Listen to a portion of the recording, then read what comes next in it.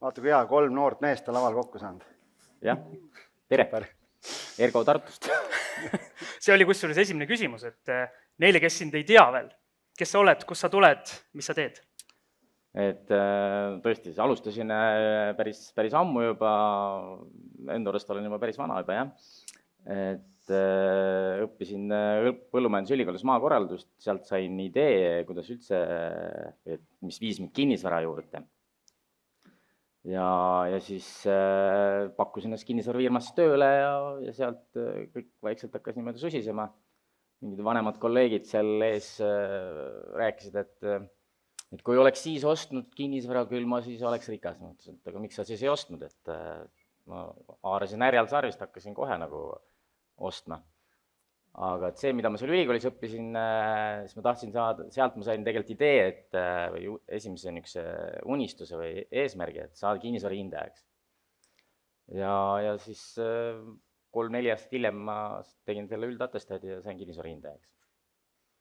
Ja niisugune lühidalt. Kes tahab rohkem teada, kuna täna meil on väga piiratud aeg, tahab Ergo seda investoriks kasvamise lugu kuulata, siis kinnisvarajutud episood 30 käis Ergo meil külas ja see oli küll üks 2 saatest, me oleme seal 250 episoodi jooksul oleme teinud virtuaalselt, sellepärast et see oli COVID ajal, aga seal saab väga hea ülevaate sellest, nii et kindlasti jätkuna soovitame siis kuulata. Aga sa alustasid üle 20 aasta tagasi, Ergo, et mis oli sinu algusaastatel kinnisvaras teistmoodi kui praegu? Teistmoodi oli see, et siis oli vähem laenuvõimalusi, et siis minu teda oli ainult, mina sain laenu küsida ühest kohast, mis siis oli Swedbank ja hüpoteeklaen, et täna on hästi palju erinevaid laenuplatvorme, kust saab laenu võtta. Aga mis oli samamoodi, ma pigem küsiks seda ka veel, et sama oli see, et kinnisvara tundus alati kallis, ka siis. Et ja täna on kallis. Nii et kinnisvara sinu jaoks endiselt on kallis, et ükskõik mitu ostu sa korraga teed või mida sa ostad, siis on kallis? Täpselt nii, et kui ma mäletada, oli peaaegu 10 aastat tagasi, kui Jaak kirjutas oma esimest raamatut, andsin talle intervjuu ja siis hiljem ise ka uuesti lugesin seda, siis ma olin seal nagu öelnud, et kinnisvara on nii kallis, et seda ei saa osta. Ja siis oli mingi 4-5 aastat oli mööda läinud, siis ma vaatasin, mis juttu ma olen rääkinud, muidugi kinnisvara on kallis, et aga miks ma ei ole vahepeal ostnud, kinnisvara on täna veel kallim, et kogu aeg tegelikult see kasv on olnud, kinnisvara kasvab kogu aeg. Võib-olla 4% või ma ei tea palju, aga kui palju siin saalis on neid, kes võtavad hoogu, et oma esimest kinnisvara osta, üürikinnisvara? Keegi ei julge kättest, aga mõned ikka on. Kõigil on olemas juba midagi. Okei, väga hea, kõik on kogenud investorid juba. Mis soovituse sa annad neile, kes võtavad hoogu, kui sa ütled, et kogu aeg on kallis, et mis nad siis teha võiks? Mina olen pigem selline inimene, kes ei lükka nagu asju, et kunagi siis ostan, et pigem kui tegutsema hakata, siis kohe. Et vahet ei ole, kas ta on siis kallis või odav, aga eks sa leiad selle võimaluse, et kuidas saada odavamalt selle kinnisvara kätte. Mu enda tennisetreener, kes on ka täna 22-aastane, on suutnud 1-2 aasta jooksul oma kapitali tekitada juba 100 000 eurot, et see noore inimese jaoks päris suur summa. Sinu see tolm jääb külge? No, ta ikka küsib minu käest nõu, et mina ei otsi talle küll korterid, aga alustada tuleb ikka flippimisega, et kui sa tahad kohe niimoodi enda raha kinni parkida ja selle korteri välja üürida, siis see on väga aeglane tee, kuidas ikkagi finantsvabadus saavutada. Meil on kindlasti treenerid päris palju siin, et pärast õhtul on Ergol järjekord taga, et kuule, kas seda trenni ei taha teha või seda trenni, et siis võib-olla hakkab ka mõni sealt. Jah. Aga jõuame siis selle meie paneeli pealkirjani. Kas pikaajaline üüriäri on surnud? Oota üks hetk, Tõnu Toompark on veel siin. Enne kui festival algas, siis need 2 meest siin omavahel natukene debateerisid ja Tõnu eesmärk vist oligi natukene oma ettekande lõpus see asi käima tõmmata selle, et üüriäri on surnud temaatikaga, et sina saaks siis vastupidist väita, kes sa siin ostad põhimõtteliselt iga minut, ma vaatan, praegu ka scrollisid telefoni, paar objekti jälle. Notar sai vist paika, et on siis surnud või ei ole? No nagu ma juba mainisin, et kui sa ükshaaval neid niimoodi ostma hakkad, siis see on väga pikk protsess ja aeglane. Aga kui sa alustad nagu flippimisega ja kasvatad endale kapitali suuremaks ja sa leiad endale korralikult finantsvõimenduse sinna taha, et ei pea maksma 1% kuus intressi, et siis ei vea ükski võib-olla pikaaegne üüriäri välja, et no ei ole surnud, noh, et aga seal on mastaabi efekt on, noh, muud seal ei ole, noh, et tuleb alustada ühest ja vaikselt niimoodi edasi minna, aga kui sul kuskilt mujalt sektorist tuleb raha sisse, siis jumala eest paiguta see kinnisvarasse. Mina ei ole kuhugi mujale osanud enda raha paigutada. Küsitakse küll kogu aeg, et pane sinna ja tänna. Krüptosse ei ole pannud. Mis strateegiat sa täna ise ostad? Siim on mitu korda öelnud, et ostad siin kilo kaupa, aga kas sa üldse ostad või sa ainult arendad ise? Ma pigem ise arendan ja kasumi olen jätnud alati kinnisvarasse, et see siis, et mul ei ole nagu vaba raha väga palju kunagi, aga mul on vaba kinnisvara, mille peale ma saan laenu võtta ja järgmisi uusi asju osta. Ehk siis umbes 3-4 kuud tagasi tekkiski selline olukord, kus mu enda laenuhaldur kolis ühest pangast teise ja siis hakkas mind üle meelitama sinna uude panka ja siis ütles, et paneme su portfelli korralikult käima, et ma olen nagu mitu aastat nagu väga, väga aktiivselt kasvanud, et tunduski, et portfell on piisavalt suur, mis ma ikka enam teen siin midagi. Ja siis ütles, et aga paneme sulle selle portfelli korralikult tööle. Okei, kõlab nagu hästi. Et me põhimõtteliselt sain nii head tingimused sealt pangast, et mu siis laen kasvas nagu 100% ja siis sain enda portfelli osta siis oluliselt nagu, suurendada oma portfelli väga agressiivselt. Sa alguses ja mu laenumakse jäi samaks või läks väiksemaks, kui oli see 4 kuud tagasi. Alguses sa ütlesid, et kui sina alustasid, siis neid laenuvõimalusi oli minimaalselt.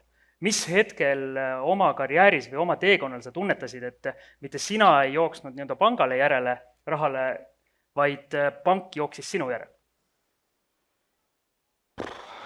Võib-olla juba 10 aastat tagasi umbes oli see olukord, kus ma ei pidanud, kus mul oli võimalus ise valida, et millises pangas ma siis ikkagi tahan olla ja siis nüüd see 4 kuud tagasi oli see ikka täiesti nagu niisugune tunne nagu, ma ei tea, pokkeri laua taga, et mängisin lahtiste kaartidega, et see on päris hea tunne juba, et kui pank võitleb sinu eest nagu viimase hingetõmbenini. Nii et kõik investorid, kes te siin saalis olete, peate jõudma. Selleks ongi pikk staaž, kogemus ja piisav nagu rahavoog ka siis, et jah, üüriportfelli näol. Kui Tõnu ütles, et tema on selline turvaline investor, et ta liiga suurt võimendust kasutada ei taha, siis kuidas sul nüüd on selle uue diiliga siis, et magad rahulikult? Ma olen ka ikka väga, ma arvan, turvaliselt ajan asju, sest 50% on mu portfelli võimendus, et ma arvan, see ei ole üldse suur. Suur on 70-90, et siis ma võib-olla väriseksin, aga hetkel 50% juures pigem isegi alla 50%, et siis ei värise. Siis, kui me sinuga 4 aastat tagasi saadet tegime, siis sa justkui olid sellisest aktiivsest tegevusest kas taandumaas või taandunud.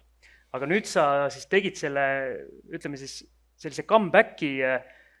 Kas see oli ainus põhjus see, et pank või siis laenuhaldur hakkas sulle nii-öelda heas mõttes pinda käima või sa näed kinnisvaras taaskord mingeid selliseid võimalusi, mida sa võib-olla vahepeal ei näinud? Alustaks sellest, et ma olen nagu mitu korda oma elu jooksul olen juba sellest aktiivsest nagu maha astunud ja see viimane kord siis passiivseks jäämine oli jah, tõesti umbes pool aastat tagasi. Mul oli talvel oli põlveoperatsioon ja siis ma ei saanud enam igapäevaselt ei saanud tennist mängida nii, nagu ma olin harjunud viimased 10 aastat mängima, et umbes 10+ tundi nädalas.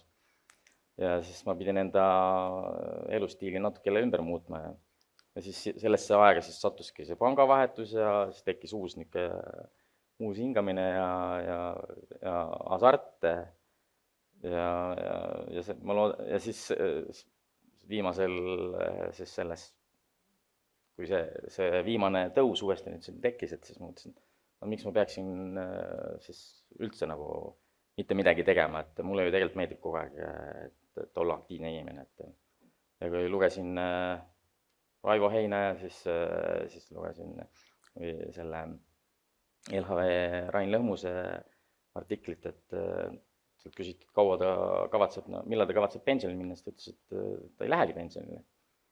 Ma sain ka sealt niisuguse idee, et aga miks ma peaksin pensionile minema. Et ole aktiivne. Warren Buffett töötab ka siiamaani või juba nüüd enam-vähem aastast tagasi. Aga sul on sinna veel aega natuke? Mul on sinna natuke aega. Et siis 30 aasta pärast teeme jätkuvestluse siin ja räägime, kus see portfell on. Vahepeal ka võib-olla. Kui me selle sama vestluse sinuga tegime seal 2021, siis tollel hetkel sa ütlesid, et te haldate kogu seda portfelli, mis teil on, põhimõtteliselt abikaasaga kahekesi, pluss perekond ka seal, õde ja kes, et nii-öelda väga väikene ring oma pere sees. Et kas see on praegu ka samamoodi või mismoodi see korraldus teil on? No kuna me seal koroona ajal hakkasime tegelema lühimajutusega, et meil täna on umbes 100 korterit on lühimajutus, siis tegelikult on meil seal meeskonnas on ka koristajaid pluss ehitajad, et see osa vajab nagu kõige rohkem nagu inimesi, et umbes 10 inimest on vaja sinna. Ma kuulasin selle vestluse meil ära ka, et kuna 4 aastat on ikkagi pikka aeg mööda läinud, et tookord sa ütlesid, et teil oli 2 maja, üks oli sinu hallata ja teine oli abikaasa hallata, et et ise suhtlete ja nii edasi, et kas seda hoiate ikka enda käes või see on ka ära antud? Ei. Et ma sinnamaani tahtsin seda teha, et tõmmata see asi nagu käima, et teada, mis probleemid, kõik pisiasjad seal on, et siis ma sellele uuele töötajale, kes tuli, võttis selle üle, et ma tean siis, kui ta virisema hakkab, et mis teemad seal tegelikult ka reaalselt taga on, et ma olen ise kõike teinud seal.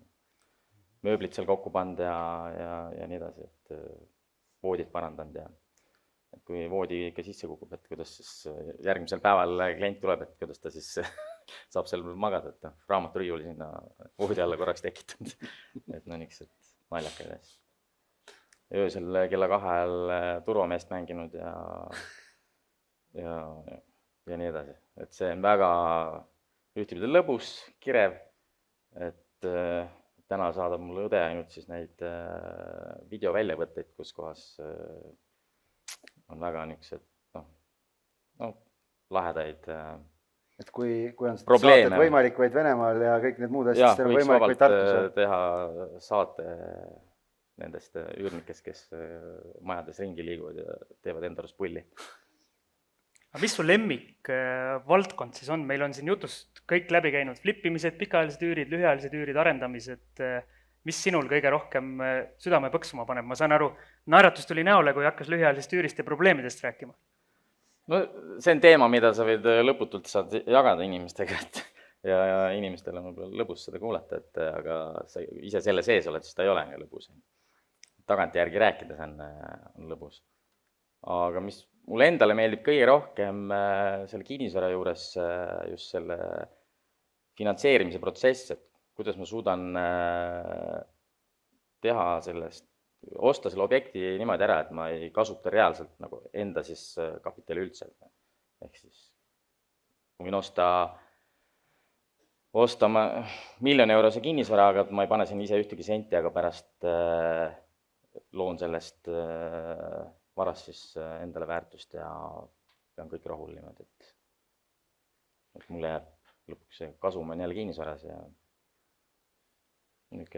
see osa on, aga see igapäevane kinnisvara haldamine, tegelikult sellest ma ei taha midagi kuulda. See on kõige, seal on ainult ju probleemid, nagu eelkõnelgi ütles, et ta ei ole seda mutrivetitki ei suuda käes hoida, et ega ma lapsena või noores põlvest arvatavasti oskasin haamriga lüüa, aga täna võib-olla löön ka endale haamriga sõrme puruks, et seda igapäevast majandamist ma ei taha teha. kui tihti või mille alusel sa oma portfelli optimeerid? Ütleme niimoodi, ma otseselt selle peale nagu ei mõtle, ei keskendu, et see tuleb nagu niimoodi töö käigus, et mingi vara on juba 10-15 aastat vana, et siis ma kas uuendan teda ja müün maha ja siis niisugune loomulik kasv on, et sa ostad midagi juurde, mingi vara on jälle uuem ja et minul käib see niimoodi, et otseselt nagu eesmärk ei ole, et ma pean iga 5 või 10 aasta tagant pean vanad asjad ära müüma ja siis uuendama. Ei müü 7-8 aasta tagant maha, nagu Jaago Ei ole ütles, müünud, et siis peab remonti tegema. Et pigem praegu mõtled, et mis ma neid asju olen niimoodi maha müünud, et siis mõtled, täna oleks selle väärtus olust veel kõrgem olnud, et 10-15 aastat tagasi soetatud vara on, ei teagi, palju see kasv on seal olnud, et see on kordades, on ju. Kui seal on võimendus ka kasutatud, et siis et kui ma täna ostan kinnisvara, ütleme, et paar nädalat tagasi ostsin ühe ärihoone või laohoone ja ma ei pannud sinna ühtegi senti ise sisse, et siis palju on tootlus, 5%, 10%, minu jaoks on lõputu, on ju. Et kui sinnani sellesse hetke jõuad, siis tundub, et miks ma pean seda lõpetama, et see lumepall on piisavalt suur, et see haarab nagu iseendaga juba nii palju kaasa, et otseselt sa ei tee seda ju raha pärast, aga see on niisugune äge cashflow mäng. Kui keegi on cashflow mängu mänginud, siis saavad seda tunnet nagu päris hästi kogeda, et siis 20+ aastaga reaalses elus õigeid asju tehes, mitte hullult kulutades, siis sa jõuad ka tegelikult selle hetkeni ikkagi, et see on nagu Eestis, Tartus võimalik. Meie esimene esineja siin laval täna, Erki Raasuke, rääkis kriisidest. Kui palju sina jälgid sellist suurt pilti, kui palju sa kardad mingeid kriise, kui palju sa mõtled selle peale? Esimese kriisi ajal, et see 92 vist oli see esimene, tõesti, siis ma olin ka nii noor, et ma ei teadnud sellest midagi. Aga selle teise kriisi, 98 oli vist veel, siis ma ka ei teadnud veel midagi, aga 2008 siis ma olin juba turul ja elasin selle väga hästi üle. Tänu sellele, et mul oli selleks hetkeks oli umbes 50 üürikorterit, mis tootsid rahavoogu. Mul ei olnud vara, mis ei tooda siis mul üldse rahavoogu, et siis pank nagu andis mulle laenu sellel hetkel väga kergelt ja ma sain teenindada ära oma laenud. Et ma ei ole, mul ei ole kulusid kunagi nii suuri olnud, et ma ei tea, sõidaksin Lamborghiniga või mul oleksid kuskil suvilad, majad välismaal, mul ei meeldi enda peale väga palju kulutada. Ja siis nii palju ma tollest kriisist õppisin, et ma hakkasin valmistuma järgmiseks kriisiks. Ehk siis soetama järjest rohkem sellist vara, mis toodab mul rahavoogu. Et kuni tänaseni ma siis mõtlen kogu aeg selle peale, et las see kriis siis tuleb, et kui sul on piisav turvaline rahavoog, siis sa elad selle üle. Ja kõik need vahepealsed kriisid, mis seal nimekirjas olid, Erkil siis... Koroona, muidugi... Pole tähele pannud? Ei, ikka paned tähele ja tunnetad seda, kui su ikkagi rahavood seal kukuvad drastiliselt ja siis intressimakse tõuseb nagu 20 000 pealt 40 000 peale, et see on tunda. Aga see ei löö sind käpuli. Ja kui nüüd miks ma nüüd praegu niimoodi jälle agressiivsemalt hakkasin nagu ostma, siis ma vaatasin, et mitu aastat on täiesti nagu rahulik olnud, et kinnisvara ei ole tõusnud ka. Siis on väga õige aeg praegu tulistada. Ja ma arvan, 10 aasta pärast see, mis otsused ma täna tegin, olid kindlasti õiged otsused. Meil tuleb täna juttu välismaale kinnisvarasse investeerimisest ka ja kui me sinuga 4 aastat tagasi vestlesime, siis sa ütlesid, et te käite perega Hispaanias talvitumas, puhkamas ja sa õpid hispaania keelt. Kuidas on, kas oled oma juured... Hablas español, Kas oled Hispaaniasse juured alla ka ajanud ja ostnud sinna ka midagi või mitte? See oli tõesti mingi juba üle 5 aastat tagasi, kui me talvitusime seal, lapsed olid väiksemad ja seal oli hästi mugav elada. Aga tänaseks ma olen aru saanud, et ma tegelikult ei taha sinna välismaale osta, sest see on ikkagi päris kulukas ja selle kinnisvara haldamine on ebamugav. kinnisvaraga juhtub kogu aeg midagi ja hakata välismaale endale partnereid otsima, kes siis võivad mul naha üle kõrvade tõmbata, et ei, et pigem et kui muidu, ma ei tea, raatsiksin võib-olla osta endale 4-toalise korteri, mis maksab 500 000 eurot, aga et kui ma käin näiteks lähen Hispaaniasse, siis ma võin rentida endale 2,5 miljonise villa nädalaks 2 ja maksta selle eest 50 000 eurot ja nautida täiega seda. Ja pärast seda ära unustada. Et ma hetkel ei plaani, võib-olla 5 aasta perspektiivis, et kui tõesti kontole hakkab liiga palju raha üle jääma, siis ma lihtsalt pean kuhugi paigutama seda. Kas see on su igapäevane probleem, et kontol on liiga palju raha üle? Ei ole, sest ma päris kiiresti otsin rakenduse sellele. Et kui pank nüüd mulle andis sellise suure summa nagu raha, et investeeri see asi ära, et siis ma sain tunda seda tunnet, et aga ei olegi kuhugi raha panna. Et see ei olnud nagu hea tunne tegelikult, et sa tead, et sul on nagu arvel põhimõtteliselt selline summa raha, et sa juba pead hakkama maksma mingit intressi sealt ka. Ja siis see tekitas stressi. Et siis ma sain, mul on 2 sõpra, kes müüsid oma ettevõtte maha ja neil oli 30 miljonit arvel. Ja siis ma tollel hetkel sain aru, et enne seda mõtlesin, et äge oleks, et endal oleks ka niisugune summa arvel olla. Siis sain aru, et tegelikult ma ei taha seda, et mul oleks nii suur hulk raha arvel, et pigem olgu see kinnisvara, seda toodab mulle iga kuu rahavoogu. Kuidas sul jaguneb elukondliku ärikinnisvara vahel? Ma arvasin, et see küsimus umbes tuleb, et siis ma eile võtsin aja, et lugesin enam kokku, et seal oli kuskil 80 pinda, mis on siis äripinnad, mis on siis ladu ja poed ja bürood, selle all kõik kokku siis 100, ma juba ütlesin, et on lühimajutuskorterit ja siis ülejäänud on pikaaegsed üürid. Ja siis 50 korterit, millest siis 25 on plaanis, lähevad lühimajutusse ja 25 pikaaegsesse üüri. Et siis kokku oli umbes 350. Siin Tõnu käest küsiti tema ettekande lõpus, et mida arvata sellest sõjaohust või sellest geopoliitilisest riskist. Sinu portfell on väga kontsentreeritud, geopoliitiliselt võib-olla hetkel mitte kõige paremas kohas. Mida sina kogu sellest asjast arvad? Mina ka ei karda seda, erinevalt mu naisest. Et ta oleks juba pool aastat tagasi ära jooksnud kuhugi mujale ja ostnud kinnisvara sinna. Et ma võtan rahulikult, et kui tuleb, et tegeleme siis sellega. Ja kui tõesti mõni kinnisarvel kõik ära võetakse, aga neid teadmisi, mis mul siin peas on, neid ei võta ära.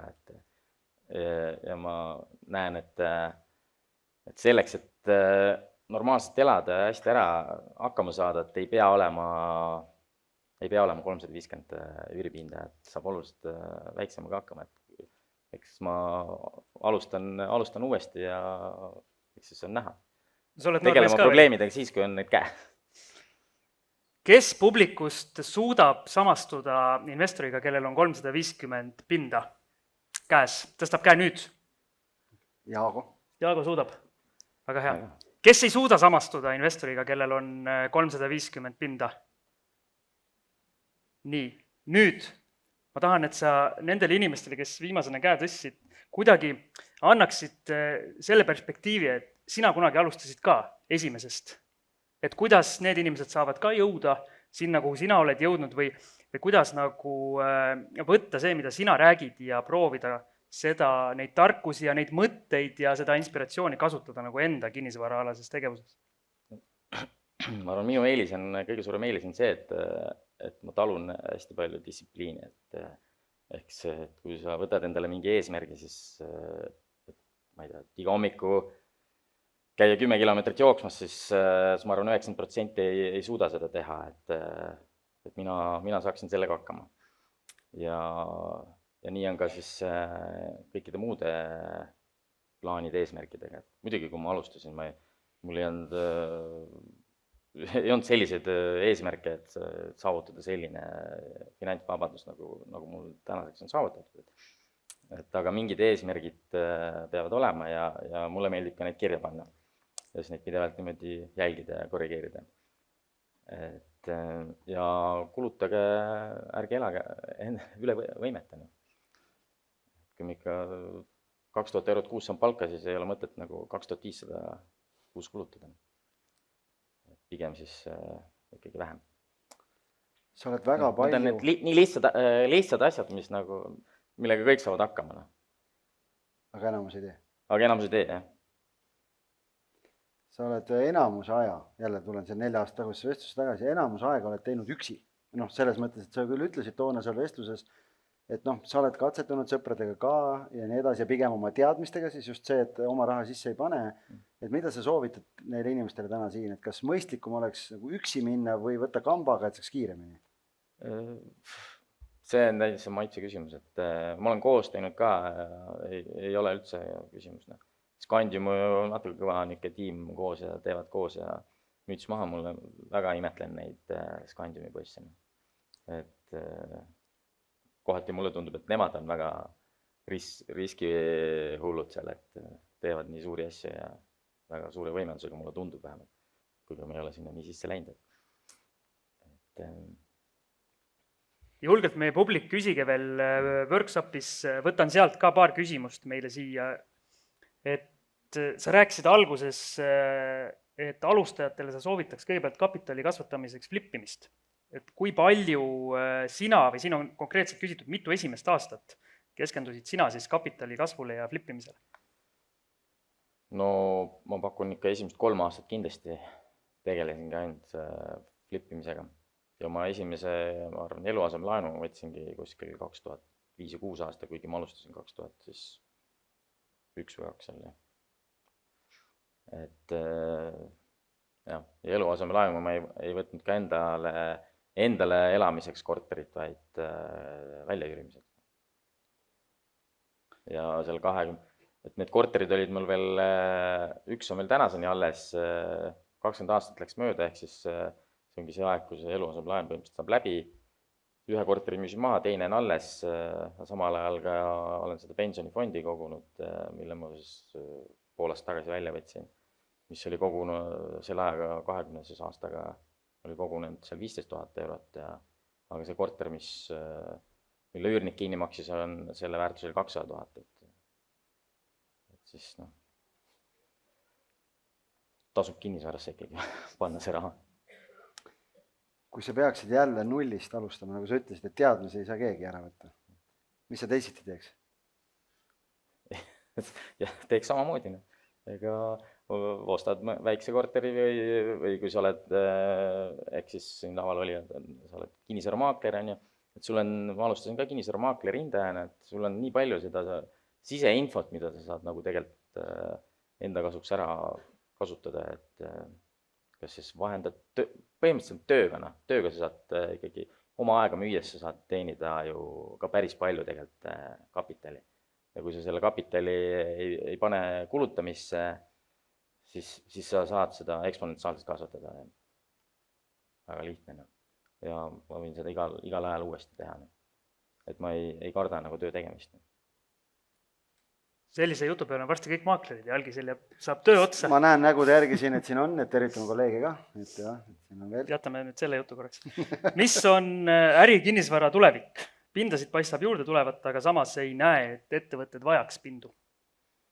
No see küsimus ei ole mulle. Ma ei tea. Ma ei vaata nii pikalt tulevikku, et samas kui ma vaatan niimoodi, mis on Tartu ümber ja arvatavasti Tallinna ümber ka, kõik põllud on täis ehitatud, siis ma mõtlen, kus need inimesed tulevad, ju siis nad kuskilt tulevad ja ka siis ärikinnisvara. Meil on Tallinnas sama küsimus kogu aeg. Et ma ei tea, et elame näeme päev korraga, kuu korraga, aasta korraga. Eks see on näha. Ma ei tea, kas sa suudad sinna tagasi mõelda praegu, aga üks küsimus on, et kui sul oleks täna 15 pinda ja su laenuvõimendus oleks 50 peal, et mis samme sa teeksid, et oma portfelli kahekordistada?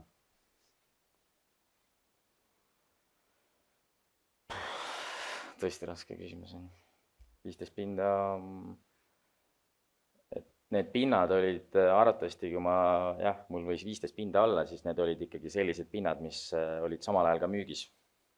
Ja sa müüsid mingi koguse maha, et järgmine asi osta ja järgmine asi võis olla suurem ja siis kasvaski kiiremini, sest ma tegelesin algusaastatel, ostsin tagastatud maju, ehk siis nendes olid tagastatud majade üürnikud sees ja keegi ei tahtnud nendega tegeleda, sest nendega pidi väga palju suhtlema, sest nad olid 50 aastat seal majas elanud, aga omanikud ei tahtnud neid nagu sealt majast otseselt välja visata, aga ma kedagi välja visanud, vaid suutsin nendega mingit kokkulepet teha ja sellega siis vara väärtust kasvatada päris kiiresti. Et näiteks täna on pank, et siiamaani oli mul enamus varad olid üks kinnistu lihtsalt, aga pank ütles, et aga jaga korteri omanditeks, ma ei ise selle peale. Siis sa tõstad sellega oma portfelli väärtust ja sa saad veel rohkem, me saame sulle veel rohkem laenu. Päris hea idee, et täna ma tegelen sellega. Jagad sellele halduri kontakti ka või? Võin pärast anda. et tore on, kui laenuhaldur tahab sinuga ise ka nii mõnusat koostööd teha, et muidu on niimoodi. Et leia endale normaalne laenuhaldur ka. Kui palju siin publikus on tartlasi? Tõstke julgelt käed püsti.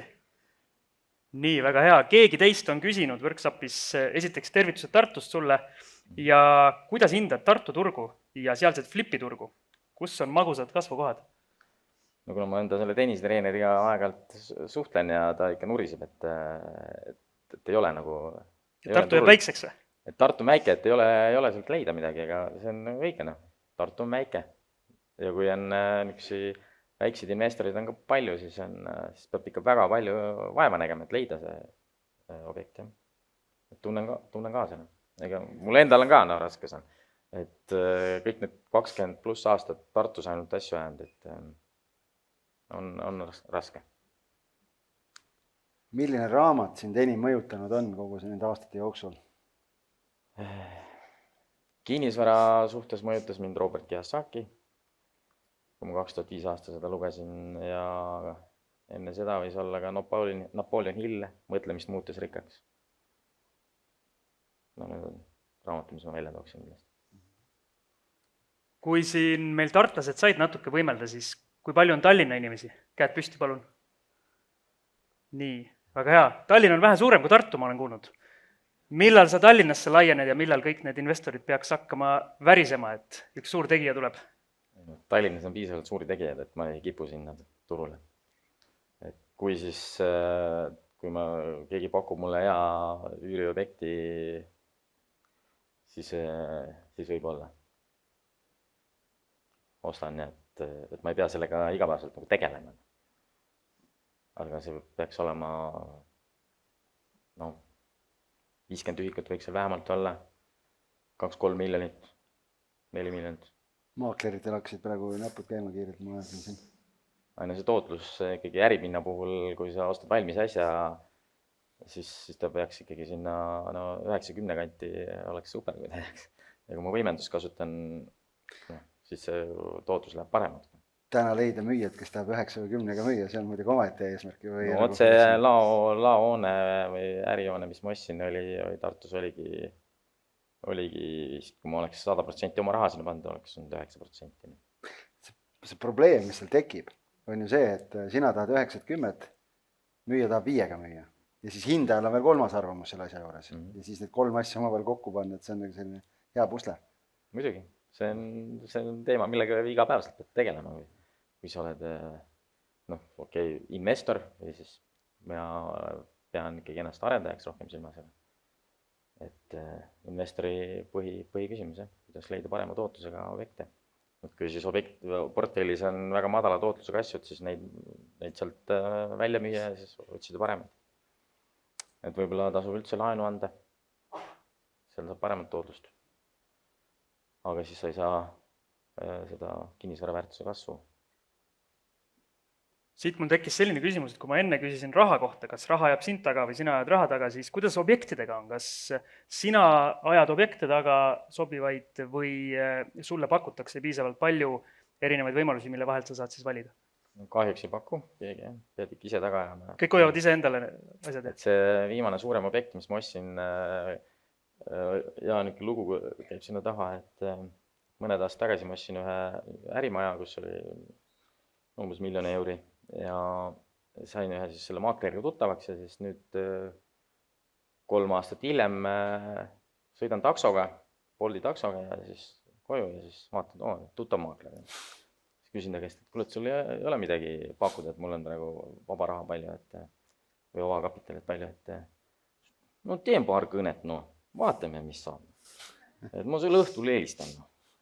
On ikka vene rahvusest, mitte vene rahvust, aga vene keelt emakeelena kõnelev. Ja siis helistab mulle õhtul. Ma leidsin midagi, läheme vaatame. Paar kuud hiljem ma ostsin selle. See oli 3,5 miljonit. Hea, kui siuke raha on võtta. Viimane küsimus workshopist ja siis anname paarile inimesele saalist ka võimaluse, et üks inimene küsib riskide maandamise kontekstis, et mis su 350 objekti omandi ja haldusstruktuur on, et kas erinevate ettevõtete all on omandid ja haldusfirma on eraldi või kuidas sul see korraldatud on? Kõik on ju kahjuks ühe ettevõtte all, et seda on küll sõbrad ja Peeter Pärtel ja kõik on seal seda kritiseerinud, aga kui ma enda arust teen nagu õiget asja ja ei taha kellegi eest nagu midagi nagu marjata, et siis ma olen teinud seda ühe ettevõtte alt ja sellepärast, et see panga silmis oleks ka nagu ikkagi usaldusväärne. Et selle aja jooksul siis ma tõesti esimest korda 2-3 kuud tagasi pidime ostma ühe korteri tagasi. Oleks ma teinud selle kuhugi teise ettevõtte all, siis mul oleks täitsa ükskõik on tegelikult. Aga ma tahan, et klient nagu ikkagi tulevikus ka teab, et kui ta minuga teeb äri, siis ta ei pea kartma, et ma mingi varjatud puuduse pärast peaksin teda petma kuidagi. Võtame publikust küsimusi, käed üles. Kas on Ergole mõni? Seal on üks ja seal kaugel. Ukse vahelt võib vabalt siiapoole edasi tulla, siin on kohti kõvasti. Ma ise olen ka Tartust ja küsiks kohe, et millisesse Tartu rajooni sulle meeldib osta elamispinda ja millisesse ärikinnisvara? Et siis võtame siis viimase 3 aasta lõikes. No kõik need aastad ma pigem olen keskendunud kesklinna piiril, mitte kesklinn, vanalinn, vaid kesklinna piir. Neid on kõige lihtsam nagu siis tudengitele, noortele välja üürida. Äärelinnaga, Annelinna, seda ma olen vältinud. Ja ärikinnisvara puhul ka ei ole põllu peale pigem ei ole tahtnud, ikkagi linnas sees. Siis on mingi tööstuspiirkond või niisugune. Nii, kus meil järgmine küsimus oli? Tere! Mul on küsimus, et kui suur on sul see haldustiim, kes seda 350 objekti haldab ja kui palju see igapäevaselt pead ise nendega tegelema? Haldustiim on tegelikult on haldur ja siis on ehitusmees, kes tegelikult, kuna mul praegu on ehitus ka käsil mitmes kohas, siis on tegelikult selle ehitusmehe all on ka 2-3 meest.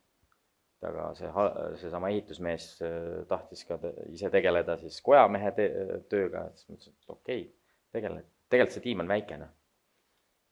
Aga kõige rohkem vajavad inimesi lühimajutus.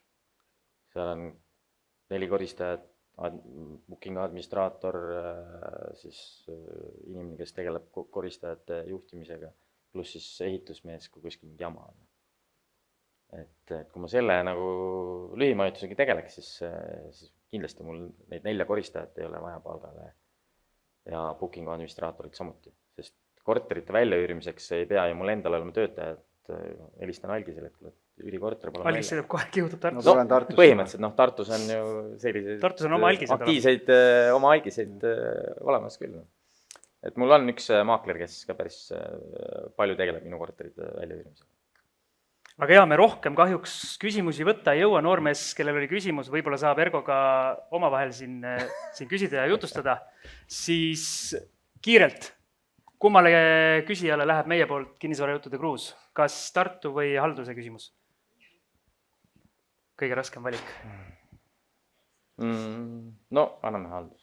Väga hea, sinna läheb siis kinnisvarajuttude kruus ja meil ei ole muud, kui palume siis kõigil käed kokku panna, Ergo Mõttus. Suur investor, suur raha.